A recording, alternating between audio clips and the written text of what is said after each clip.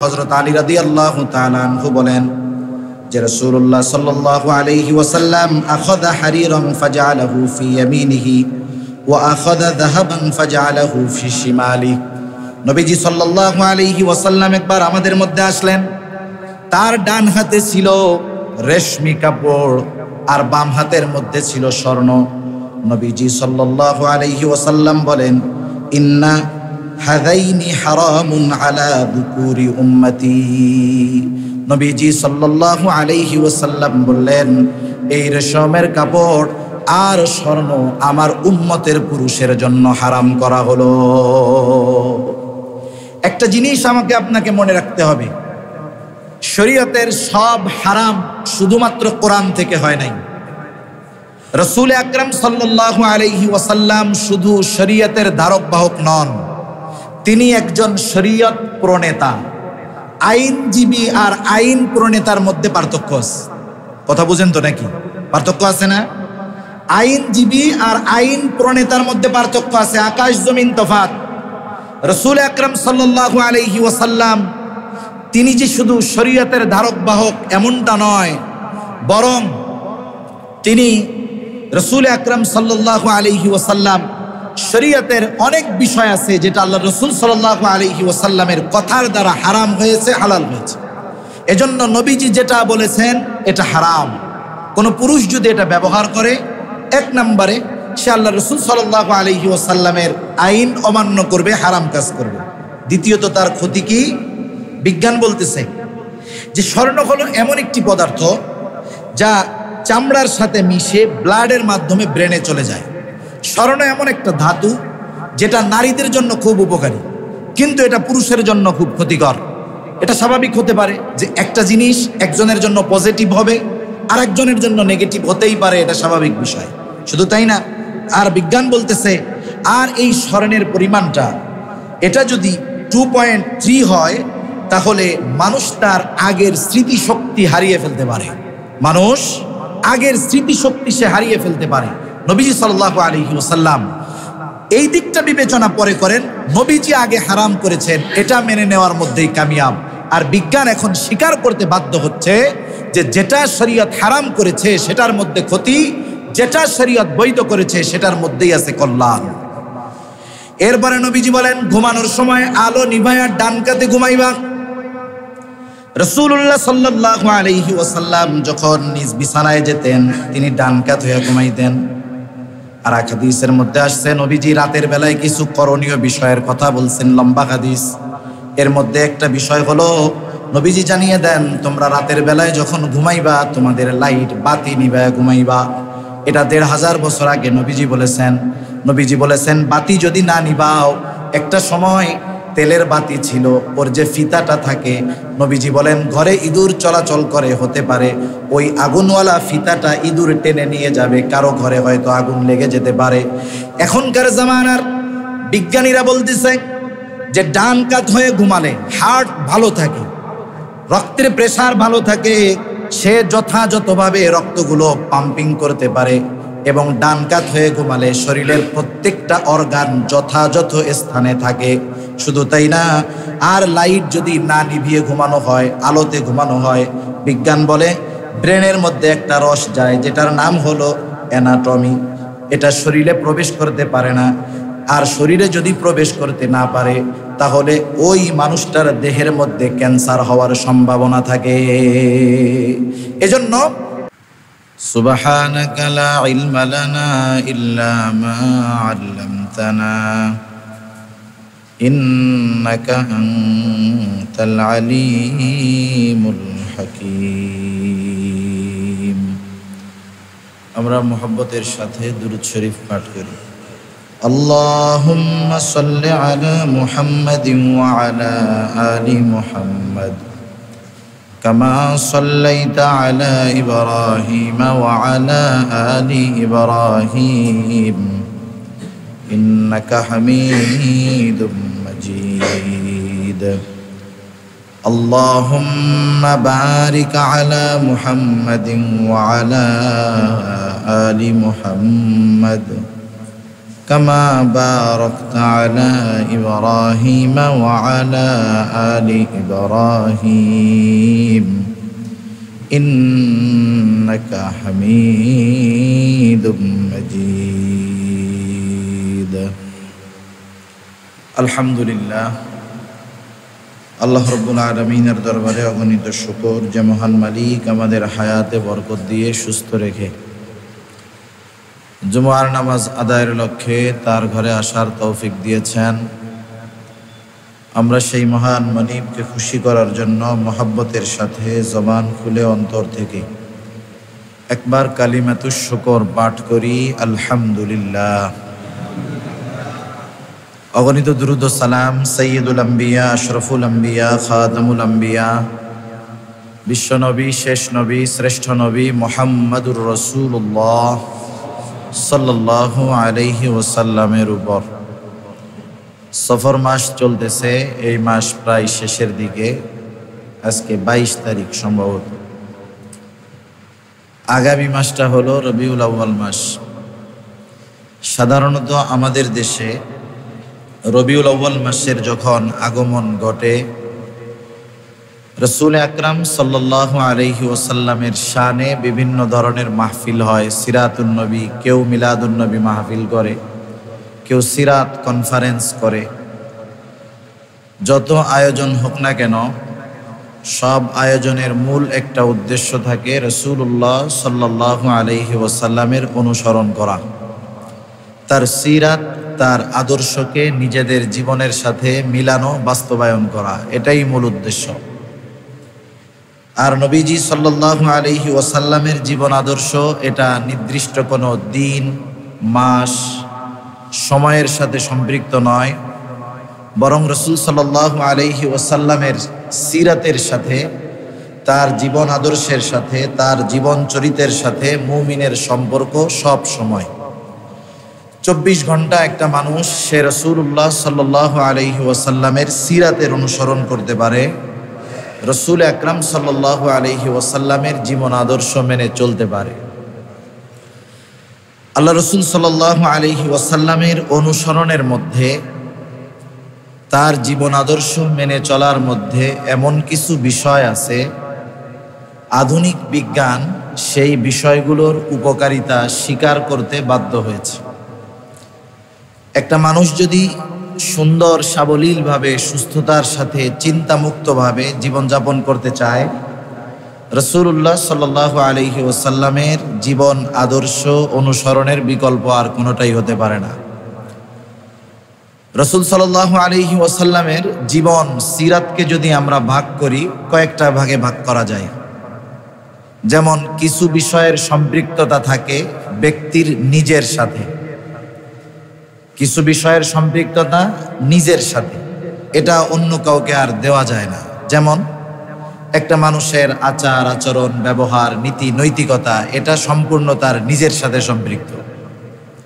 আরেকটা হলো অন্য মানুষের সাথে তার আচার আচরণ, আখলাক, সেটা হতে পারে ঘরের মানুষের সাথে, বাহিরের মানুষের সাথে, অফিসের কলিগ, সহপাঠী, তাদের সাথে, অপরিচিত মানুষের সাথে, হতে পারে কোনো অমুসলিমের সাথে।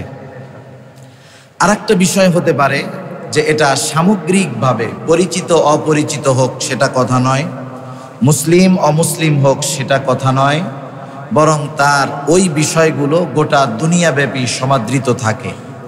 রাসূল আকরাম সাল্লাল্লাহু আলাইহি ওয়াসাল্লামের ব্যক্তিগত জীবন, পারিবারিক জীবন, রাষ্ট্রীয় জীবন, সব দিকে যদি আমরা দেখি, তাহলে ওনার যেই আদর্শ, এটা পরিপূর্ণ এক মহান আদর্শ।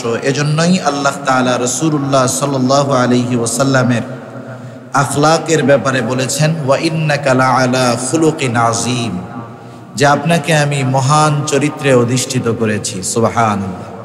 শুধু তাই না, সাথে সাথে আল্লাহ সুবহানাহু ওয়া তাআলা আমাদের জন্য বলে দিয়েছেন, লাকাদ কানা লাকুম ফি রাসূলিল্লাহি উসওয়াতুন হাসানা, তোমাদের জন্য রাসূলুল্লাহ সাল্লাল্লাহু আলাইহি ওয়াসাল্লামের জীবন আদর্শের মধ্যেই নিহিত রয়েছে উত্তম আদর্শ।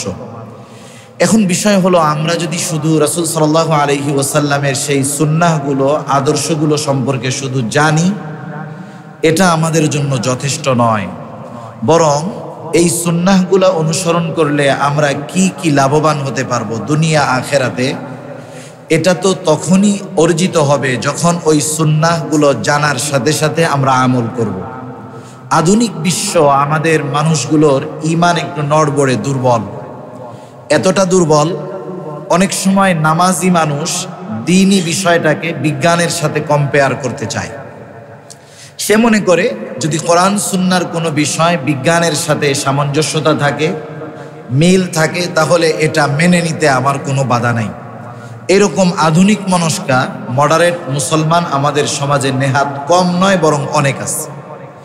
কিন্তু কোরআন সুন্নাহ মান্য করার ক্ষেত্রে আমাকে আপনাকে বিজ্ঞানের মুখাপেক্ষী হওয়া যাবে না। বিজ্ঞান দিয়ে কোরআনকে মাপা যাবে না, বরং বিজ্ঞানকে কোরআন দিয়ে মাপার পরে, সুন্নাহ দিয়ে পরিমাপ করার পরে বিজ্ঞানের ওই থিওরিটা যদি কোরআন সুন্নাহর সাথে মিল রাখে, তাহলে ওই বিজ্ঞানকে গ্রহণ করা যাবে। যদি ওই বিজ্ঞান কোরআন সুন্নাহর সাথে বিপরীতমুখী হয়, ওই বিজ্ঞান গ্রহণ করার কোনো সুযোগ নাই। সবচেয়ে মজার ব্যাপার হলো, বিজ্ঞানের অধিকাংশ বিষয় চূড়ান্ত সিদ্ধান্তে উপনীত হতে পারে নাই। এজন্য দেখবেন ২০ বছর আগের একজন গবেষক এক বিষয়ে তার থিওরি যেমন, দেখা যাবে ২০ বছর পরে একজন বিজ্ঞানী ওই বিষয়ে তার থিওরি এটা বিপরীত মুখোমুখি, ওটার সাথে ওটা সংঘর্ষ হয়ে যায়। কিন্তু কোরআন সুন্নাহর যেই থিওরি, এটা ১৫০০ বছর আগে একভাবে চলে আসতেছে, কিয়ামত পর্যন্ত একই গতিতে চলতে থাকবে। এর কোনো পরিবর্ধন, সংস্কার এগুলোর কোনো কিছুর প্রয়োজন হবে না। আল্লাহ তাআলা এভাবেই পূর্ণাঙ্গ করে এই দিন আমাদের কাছে দিয়েছেন। তা যাই হোক, এরপরেও আমরা তো দুর্বল ঈমানের মানুষ। যখন কোনো আমলের ক্ষেত্রে দুনিয়াবি কোনো ফজিলত পাই, বিজ্ঞানের সাথে যখন আমাদের কিছুর সামঞ্জস্যতা আসে, তখন মানতে আমাদের খুব ভালো লাগে। যেমন আমাদেরকে যদি কেউ ওয়াজ করে এমন কিছু কথা বলে যেটা করলে আমাদের দৈহিক উপকার হবে। এক্সাম্পল ধরেন, একজন লোক, তাকে বলা হলো আপনি কোরআন সুন্নাহর নিয়ম পরিপূর্ণভাবে মেনে চলেন, সুন্নাহর আলোকে জীবনটা চালান, একেবারে A to Z ২৪টা ঘন্টা আল্লাহ রসুলের নিয়ম নীতি পদ্ধতি অবলম্বন করেন। আশা করা যায় আল্লাহ তাআলা আপনাকে আখেরাতে তো মাফ করবে, দুনিয়ার সুস্থতাও দান করবে। এই বিষয়টা আমাদের জন্য মানা কিন্তু খুব কঠিন হয়ে যায়। লোকটা যদি রোগাক্রান্ত হয়, বড় ডাক্তারের কাছে যায়, অনেক টেস্টের পরে তাকে যখন উনি ওষুধ দিবেন, অথবা ওনাকে ওনার লাইফস্টাইল পরিবর্তন করতে বলবেন, বলবেন যে এই ওষুধটা আপনি ৪ ঘন্টা পর পর খাবেন, ২৪ ঘন্টায় ৬ বার আপনাকে খেতে হবে, ৪ ঘন্টা পর পর, এটা কিন্তু খেয়াল রেখে খাবেন।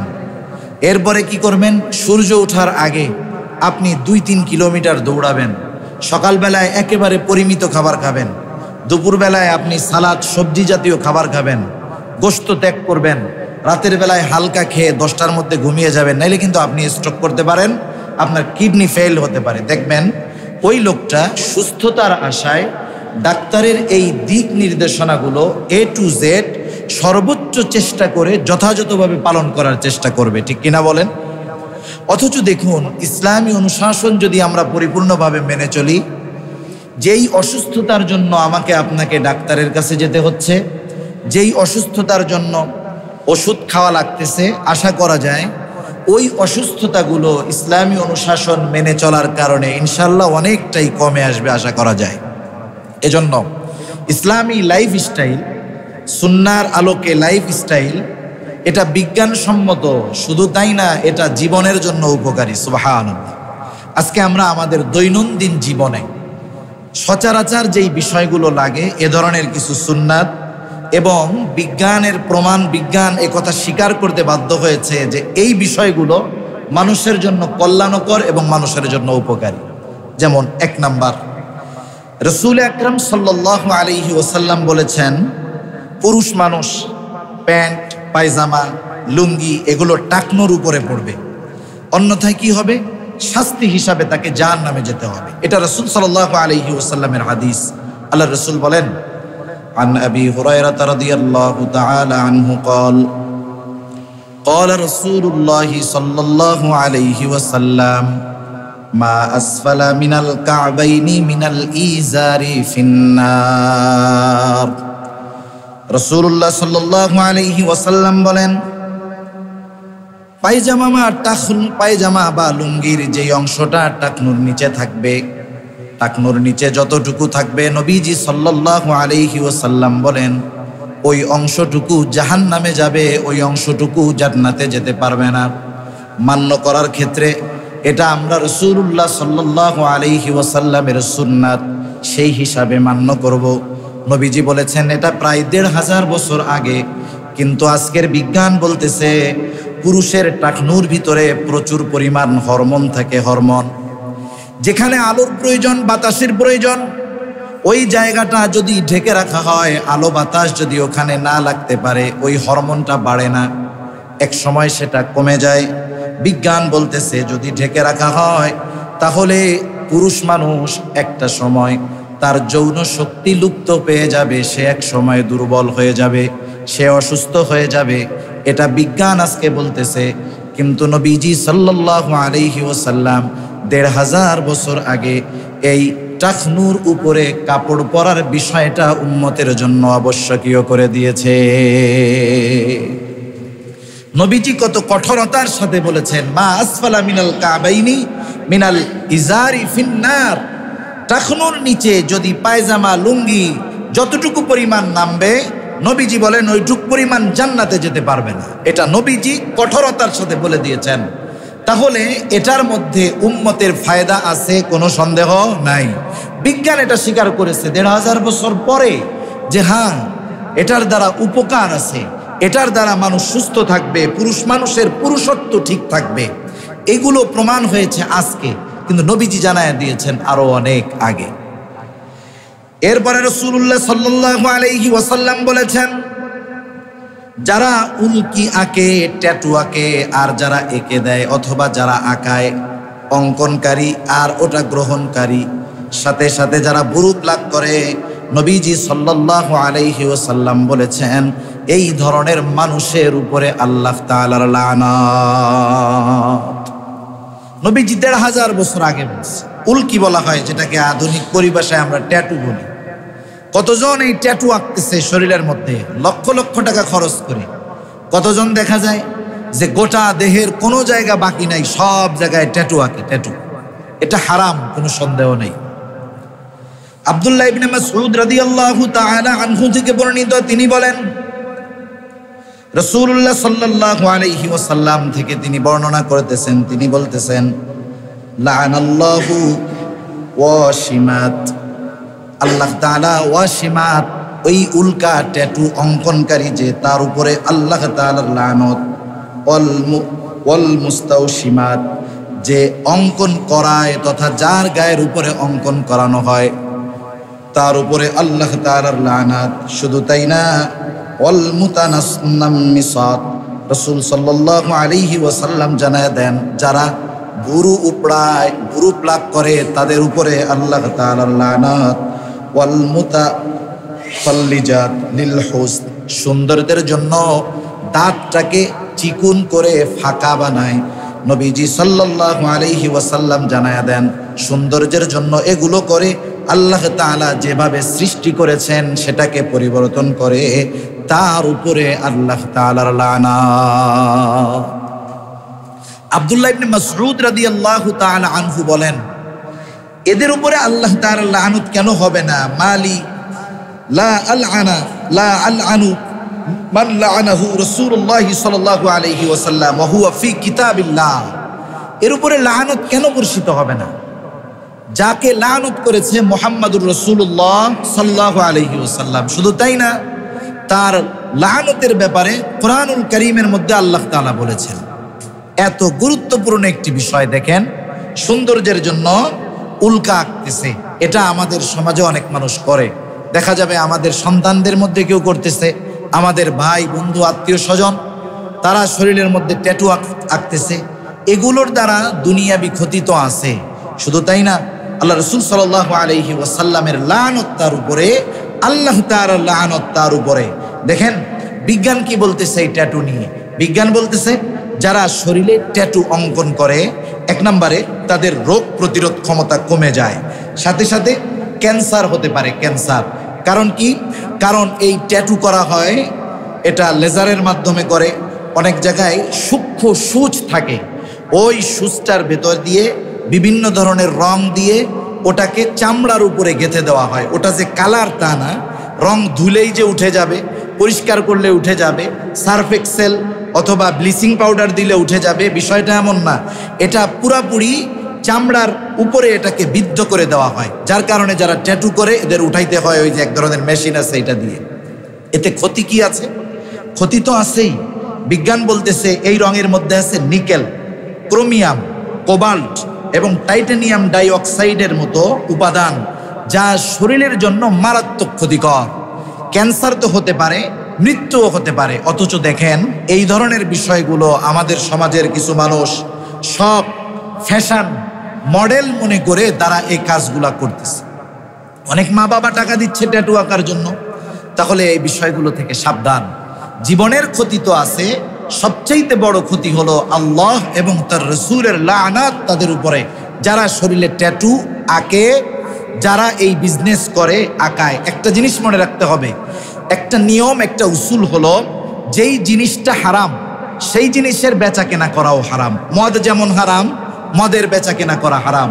এটা লাগানো যেমন হারাম, এটার বিজনেস যারা করে, জেন্টস পার্লারগুলোতে এগুলো অনেক সময় করে, ওই ধরনের কাজ, ওই ধরনের বিজনেসও হারাম, কোনো সন্দেহ নাই।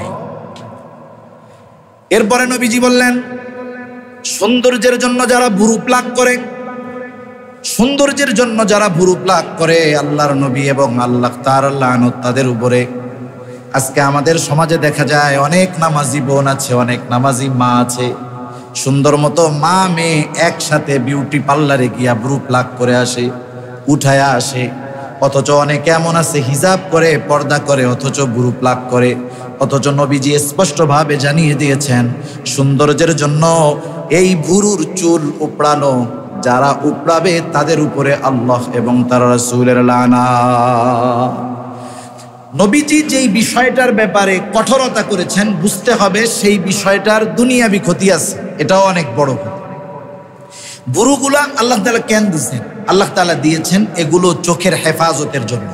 সৌন্দর্য তো আছেই, সাথে সাথে চোখের হেফাজতের জন্য আল্লাহ তাআলা এগুলো দিয়েছেন। অনেক পুরুষ ছেলেরাও এখন এগুলা করে মডেল, ভালো দেখার জন্য। কি মনে হয় আপনার, যারা ভুরু প্লাক করে ভুরুগুলো উঠিয়ে ফেলে, যখন এটা প্রতিনিয়ত উঠাবে এক ব্যাপার, যখন কিছুদিন না উঠায়, খোসা খোসা যখন উঠবে, ওরে দৈত্যর মতো লাগবে, দেখতে ভয় লাগবে, ওকে বিশ্রী লাগবে, কুশ্রী লাগবে। আল্লাহ তাআলা সৃষ্টি কত সুন্দরভাবে করে দিয়েছেন, এগুলা কত সফট, নরম। এই জায়গাটা আপনি একটু চুলটা টান দিয়ে দেখেন, বিজ্ঞান বলতেছে এই ভুরুর পশমগুলার মধ্যে এমন কিছু পশম আছে যেটাকে যদি উপড়ে ফেলা হয়, টান দিয়ে ফেলে দেওয়া হয়, ওটা তো আর কাটে না, ওটা কিন্তু সুতা দিয়ে এভাবে টেনে জোর করে উঠায় ফেলে। এইভাবে সিস্টেম আছে, ওইটার কি জানি। এই যে জোর করে উঠাচ্ছে, কিছু পশম আছে, ওই পশমগুলা যদি জোর করে টান দেওয়া হয়, তাহলে যার ভুরু প্লাক করা হবে সে সেন্সলেস হয়ে যেতে পারে, পাগল হতে পারে। শুধু তাই না, অন্ধত্ব বরণ করা লাগতে পারে, এমনকি তার মৃত্যু পর্যন্ত হতে পারে। একটু চিন্তা করে দেখেন, আমার মনে হয় যে আমাদের নিজেদের কাছের মানুষ, আত্মীয় স্বজন, অনেক মা বোন আছে যারা আমাদের পয়সায় এই ভুরু প্লাক করতেছে। লানত যার উপরে আল্লাহ এবং রাসূলের, সেই কাজ আমার আপনার সম্পদের দ্বারা হচ্ছে। এতে অর্থ অপচয় হচ্ছে, দ্বীনের উপরে ক্ষতি হচ্ছে, দ্বীনের ক্ষতি হচ্ছে, সাথে সাথে আল্লাহ এবং রাসূলের লানত প্রাপ্ত সে হচ্ছে। যার টাকায় হচ্ছে সে মনে হয় আর আল্লাহ তাআলার লানত পাবে না, কি বলেন? তার উপরে আল্লাহ রাসূলের লানত হবে না, মনে হয় না? সেজন্য এই বিষয়গুলো খেয়াল করবেন, এগুলো দরকার জানা। তাহলে ট্যাটু অঙ্কন এগুলা খুব খারাপ কাজ। এরপরে রাসূলুল্লাহ সাল্লাল্লাহু আলাইহি ওয়াসাল্লাম আর হাদিসের মধ্যে বলেন, নেশা জাতীয় যত দ্রব্য আছে সবগুলা হারাম। নবীজি সাল্লাল্লাহু আলাইহি ওয়াসাল্লাম বলেন, কুল্লু মুকসিরিন হারাম। যেই জিনিসগুলোর দ্বারা নেশার উদ্রেক হয়, নবীজি সাল্লাল্লাহু আলাইহি ওয়াসাল্লাম ১৫০০ বছর আগে এগুলোকে হারাম বলে দিয়েছেন। মদ হোক, অন্যান্য যত নেশা জাতীয় দ্রব্য আছে, সিগারেট, এটাও যদি কেউ কন্টিনিউ করে, যেহেতু এটা তার নিজের শরীরের জন্য ক্ষতি, নিজের ক্ষতি নিজে করা, ইসলাম এটার সমর্থন দেয় না। একটা মানুষ যখন নেশা দ্রব্যের মধ্যে ডুবে যায়, কয়েক ধরনের ক্ষতি তার হয়। জীবনের ক্ষতি হয়, সম্পদের ক্ষতি হয়। ওই নেশার কারণে অনেক সময় তার আশেপাশের মানুষেরও ক্ষতি হয়ে যায়। গবেষণা বলে, গবেষণা মনে করেন যে অপরাধ করতে করতে অভ্যস্ত হয়ে গেছে, গুনাহ করতে করতে ওর কলব শেষ, পচেই গেছে, ওর গুনাহ করলে তো আর সমস্যা নাই। কালার উপরে আপনি যত কালো দাগ দেন, যেটা কালো, কালোর উপরে আপনি যত কালো দাগ দেন এতে কোনো অসুবিধা নেই তো, কারণ ওটা তো কালোই হয়ে গেছে। কিন্তু সাদার উপরে যদি কালো দাগ দেওয়া হয়, তাহলে সাদা দেয়ালে একটা কালো দাগ যদি মসৃণ চিকনো হয়, দূর থেকে এটা চোখে পড়ে।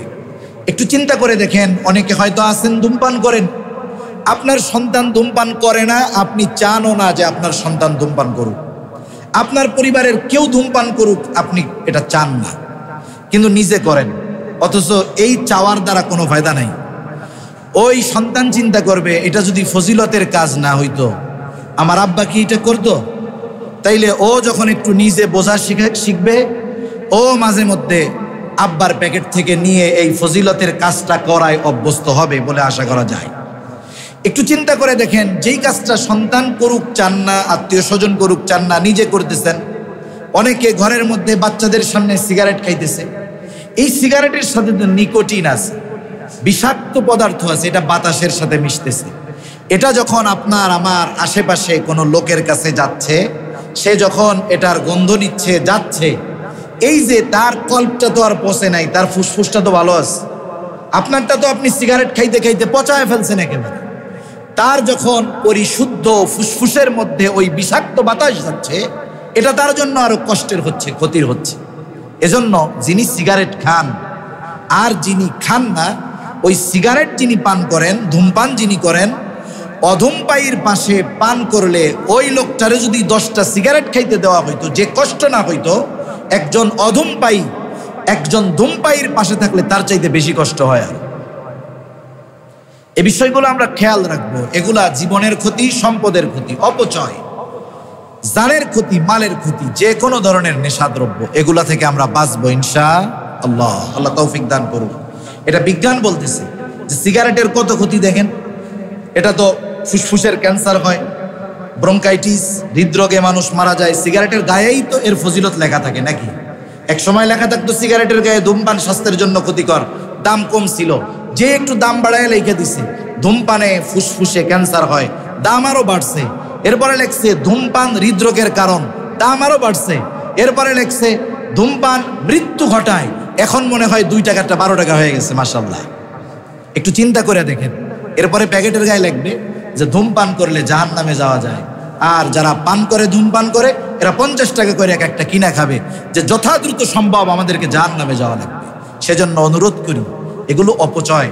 নিজের কষ্টার্জিত সম্পদ এভাবে অপচয় করে নিজের জানের ক্ষতি করে। এখন শরীরের অর্গানগুলো মজবুত আছে, আপনি টের পাচ্ছেন না, রোগ প্রতিরোধ ক্ষমতা ভালো আছে, বুঝতে পারতেছেন না, কিন্তু বার্ধক্যে যখন আপনার এই ধরনের রোগগুলা হবে, খুব খুব করে শুধু কাশবেন, বারবার ডাক্তারের কাছে দৌড়াবেন, এই যে কষ্টটা হবে, আপনার কষ্ট হবে, সম্পদ নষ্ট হবে।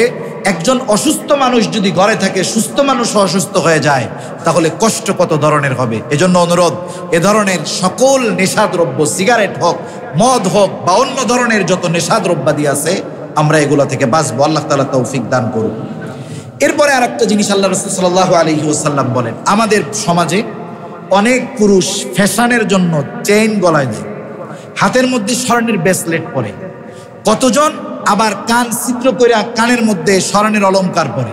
আল্লাহ রাসূলের লানত তাদের উপরে। এক হাদিসের মধ্যে আসছে, যেই পুরুষ নারীর নারীর সাদৃশ্য অবলম্বন করে, এর উপরে আল্লাহ এবং রাসূলের লানত।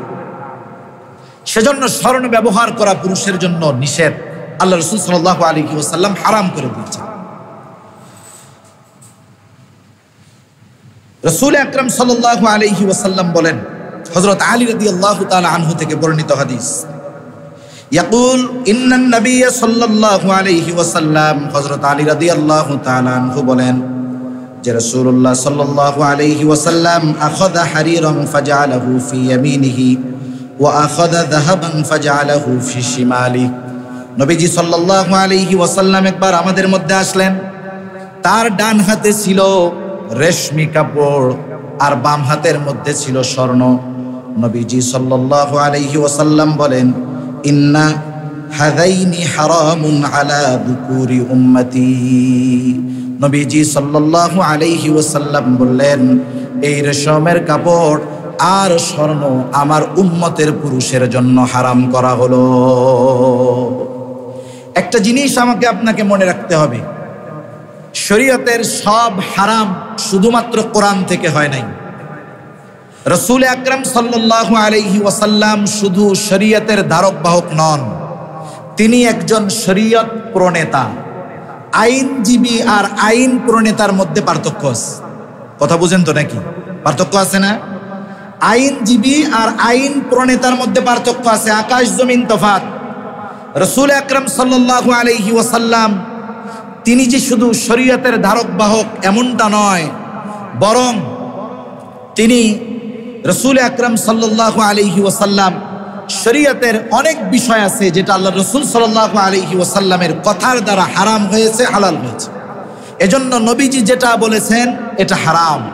কোনো পুরুষ যদি এটা ব্যবহার করে, এক নম্বরে সে আল্লাহ রাসূল সাল্লাল্লাহু আলাইহি ওয়াসাল্লামের আইন অমান্য করবে, হারাম কাজ করবে। দ্বিতীয়ত তার ক্ষতি কি? বিজ্ঞান বলতেছে যে স্বর্ণ হলো এমন একটি পদার্থ যা চামড়ার সাথে মিশে ব্লাডের মাধ্যমে ব্রেনে চলে যায়। স্বর্ণ এমন একটা ধাতু যেটা নারীদের জন্য খুব উপকারী, কিন্তু এটা পুরুষের জন্য খুব ক্ষতিকর। এটা স্বাভাবিক হতে পারে যে একটা জিনিস একজনের জন্য পজিটিভ হবে আর একজনের জন্য নেগেটিভ হতেই পারে, এটা স্বাভাবিক বিষয়। শুধু তাই না, আর বিজ্ঞান বলতেছে আর এই স্বর্ণের পরিমাণটা এটা যদি 2.3 হয় তাহলে মানুষ তার আগের স্মৃতিশক্তি হারিয়ে ফেলতে পারে। মানুষ আগের স্মৃতিশক্তি সে হারিয়ে ফেলতে পারে। নবীজি সাল্লাল্লাহু আলাইহি ওয়াসাল্লাম এই দিকটা বিবেচনা পরে করেন। নবীজি আগে হারাম করেছেন, এটা মেনে নেওয়ার মধ্যেই কামিয়াব। আর বিজ্ঞান এখন স্বীকার করতে বাধ্য হচ্ছে যে যেটা শরীয়ত হারাম করেছে সেটার মধ্যে ক্ষতি, যেটা শরীয়ত বৈধ করেছে সেটার মধ্যেই আছে কল্যাণ। এরপরে নবীজি বলেন, ঘুমানোর সময় আলো নিভায়া ডান কাতে ঘুমাইবা। রাসূলুল্লাহ সাল্লাল্লাহু আলাইহি ওয়াসাল্লাম যখন নিজ বিছানায় যেতেন তিনি ডান কাত হয়ে ঘুমাইতেন। আর এক হাদিসের মধ্যে আসছে নবীজি রাতের বেলায় কিছু করণীয় বিষয়ের কথা বলছেন, লম্বা হাদিস। এর মধ্যে একটা বিষয় হলো নবীজি জানিয়ে দেন, তোমরা রাতের বেলায় যখন ঘুমাইবা তোমাদের লাইট বাতি নিভায়া ঘুমাইবা। এটা 1500 বছর আগে নবীজি বলেছেন।